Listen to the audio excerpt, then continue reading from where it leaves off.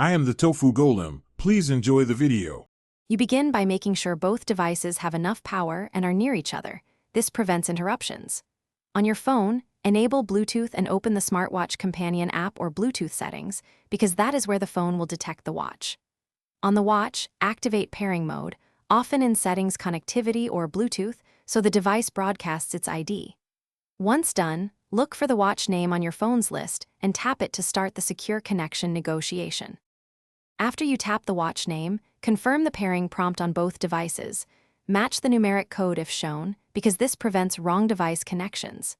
Then grant required permissions in the app, notifications, location, contacts, so features work correctly.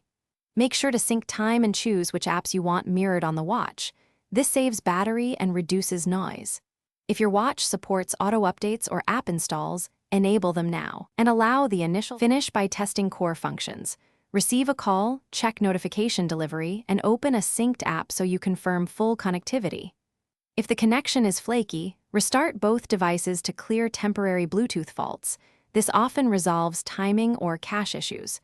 If problems persist, toggle Bluetooth off and on, forget the device in phone settings, then repair. As a last resort, reset network settings or perform a factory reset on the watch, only when other troubleshooting fails, because that restores default pairing behavior.